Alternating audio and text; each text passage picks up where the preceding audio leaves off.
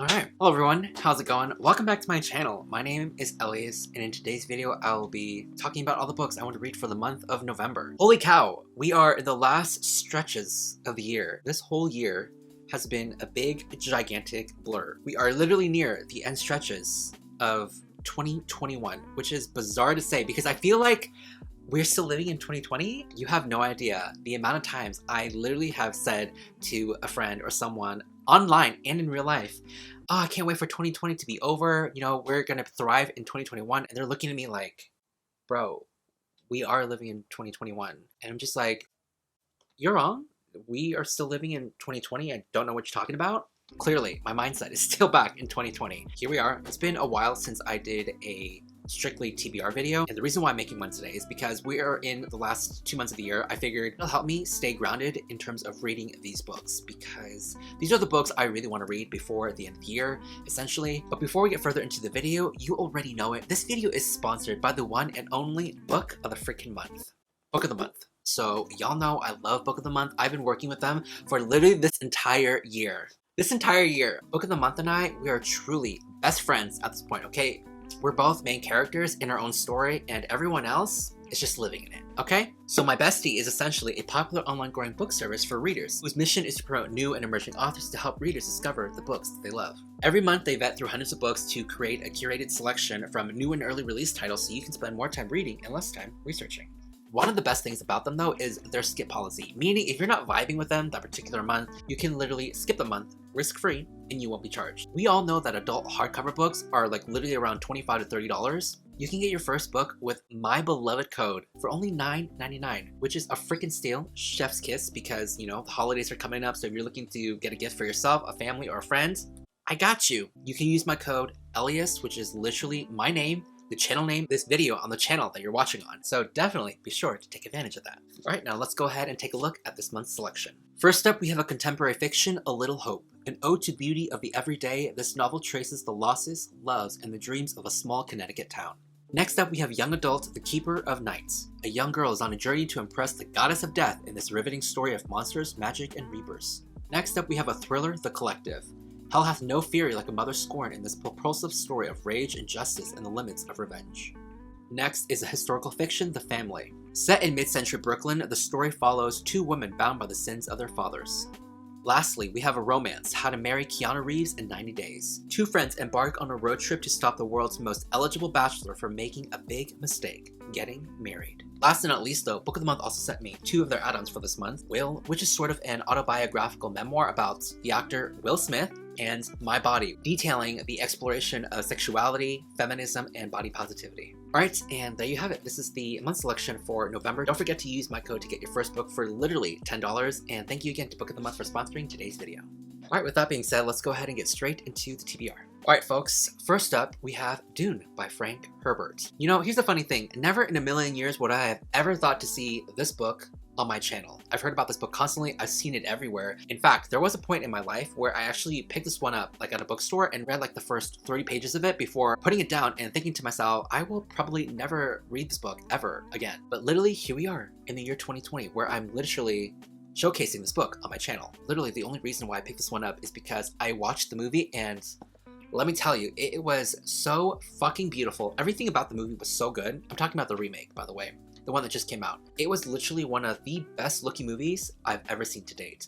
Everything about it, the acting, the score, the cinematography, it was just beautiful. Chef's kiss. I fucking loved it. And I was really intrigued by it too. Like I was like, okay, this is the first part of the story and I wanted to know more. I wanted to know what would happen with these characters. And I stopped myself actually from going on Wikipedia and reading what the rest of the plot was about because I was like, you know what? I'm doing this movie a disservice. I felt like I was doing the whole movie in general a huge disservice by not reading the book. I had no intention of reading the book ever, okay? After my initial read of this, I was like, I'm never gonna read it. You know, I'm not really interested in it, but after watching the movie, I was here for it. I was down for it, but I bought the book and clearly I am intrigued and invested to see what this world has to offer. So yeah, while I love the movie, don't get me wrong, I still had some critique about it, primarily about the white savior trope. And I posted this on my Instagram, which by the way, if you're not following me, fake ass hoe, what are you doing?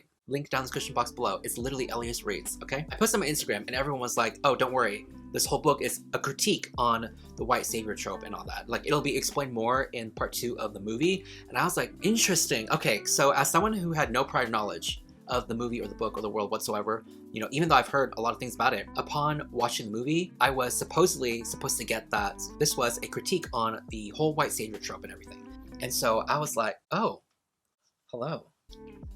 Wow. Lighting. Lighting is everything, okay? Lighting is key.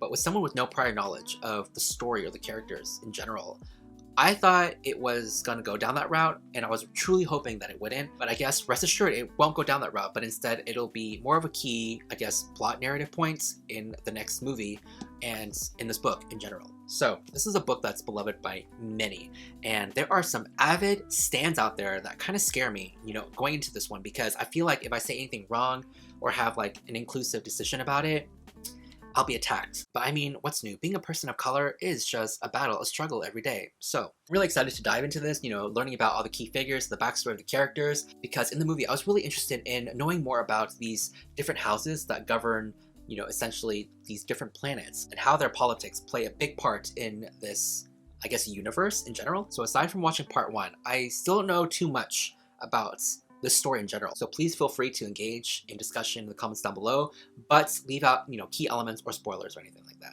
All right, so up next, this one is really interesting because I included this one in a TBR a couple months ago, but I never got a chance to dive into it, so I'm making a priority either to read in the next couple of months. And this one is Forbidden by Tabith Suzuma. Let me tell you that this is not your typical coming of age cutesy romance, okay? This is a book about incest. Yes, you've heard me right. This is a book about incest that is truly beloved by many. And I'll just give you a second to really think about that, you know, to really take it all in. Because I saw this on book Twitter, and there were so many praises about this book. People were saying that they really fucking loved it, and that they cried, and that it was so beautiful and heart-wrenching. And I was like, incest. Are we all talking about the same book? What is this vibe, this energy? Y'all really be crying over a book about incest? Apparently, upon doing some more research about this book, it's more about the characters themselves, their dynamic, more than the actual incest in the book. I don't know, I haven't read it, so I really couldn't give you a full opinion on this, but I just know that so many people have actually really loved this. I know that some people, some of my other friends, have read this and actually really liked it. And I'm like, okay, I guess, you know, I'm here for the nuance. This is about a group of siblings who sort of take care of each other. However, two of the siblings, a brother and a sister, feel like they're more than siblings. They're like friends, okay? And that turns into something else. And so that's pretty much all I know about this book. The blurb does not give anything away, like, at all. I don't know anything about it other than that. Very curious to see how that unfolds and plays out. Other than that, making this a key priority and possibly doing a reading vlog on this. We'll see. Alright, so this next one is a thriller, and we'll be reading this for the November pick for the Late Night Book Club. And this one is In My Dreams, I Hold a Knife by Ashley Winstead. So interestingly, is that a word? Interestingly. I guess it is. We'll go with it. This book has been the most recommended and the most like positive reviewed thriller I have seen this entire year. Out of all the thrillers that I have read, this one is beloved by many. I've heard so many good things about it. So many people are hyping this up, and I'm kind of wary and nervous going to that because when it comes to really hyped thrillers, you guys, most of the time, it just does not work.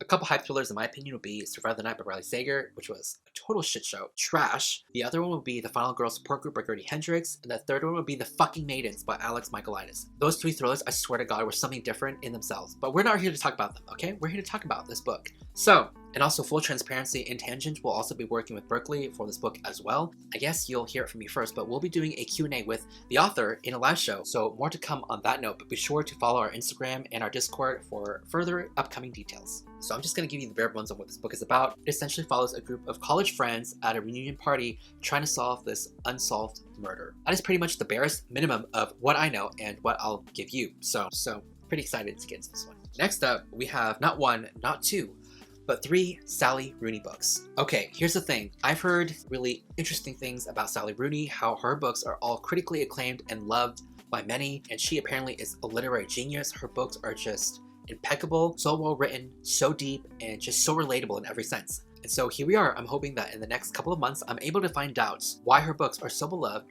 or hated by many. Because on my Instagram, when I mentioned that I was going to read her books, I've never seen such a divide, such a divisive amount of people over these books. So I am very curious. My interest is piqued. I will be doing a full dedicated video reading vlog with these books. So stay tuned for that. Let me know if that's something you would actually like to see. I just know that her books primarily focus on relationships that seem really real and raw and relatable.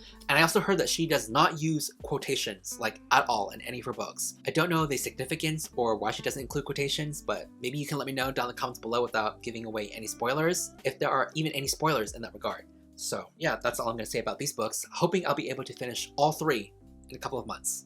So we'll see. Alright, so we have come to the last and final book in this TBR, and this one is The Eye of the World by Robert Jordan. You all know that the Wheel of Time series, the TV show, is about to come out this month. I wanted to put this on my radar just because this whole entire year I've been meaning to read the first book in the series, because one of the reasons being that I haven't read such a huge high fantasy adult book in such a long time, and so I kind of want to get back into that, get into that groove again. And so with 2 months left in the year, hopefully I'll have enough time to get through this bad boy. We'll see. But I won't be watching the TV show until I have completed, I believe, the first 1 or 2 books in the series. I first became really interested in this when I first heard about it through Murphy and Daniel, who I'm sure you all know because fantasy in general is literally their brand. Also, funny enough, I thought this whole series, the Wheel of Time series, came before the Lord of the Rings trilogy by J.R.R. Tolkien, and I was wrong because so many of you guys pointed that out, and I was like, wow, I'm dumb. So I am very curious to see sort of the parallels and the similarities between the 2 books, because I've heard a lot of parallels between the first book of the Lord of the Rings and The Eye of the World. This one isn't that high of a priority on my list to finish by the end of the year, but I know that I'll be really happy if I get around to it. So we'll see. Alright, so those are all the books I'm planning on reading for the month of November. Truly very ambitious, I know. A lot of these books actually might be pushed back to December, but yeah. Also, quick question for you guys in terms of the technicalities of my channel. How are you guys feeling about the thumbnails? Do you guys prefer thumbnails to be more simplistic or more artsy, more colorful? And also another question I wanted to ask was, how do you feel about the color tone for the video? I know that most of the time my videos tend to lean more of the warmer tones, warmer colors, like yellow, orange, or do you guys like sort of the whites and the blue tone? But I wanted to hear your thoughts on what you guys preferred and what you guys liked. But yeah, also let me know down in the comments below, what do you guys want to see more of? What type of videos do you guys want to see more from me? Is it reading vlogs, book recommendations, wrap-ups? I don't know. Let me know down in the comments below. So that's pretty much it. Thank you so much for watching, guys, and I will see you all soon with a new video. So My Bestie is essentially a popular online growing book service for readers whose mission is to promote. I can't speak.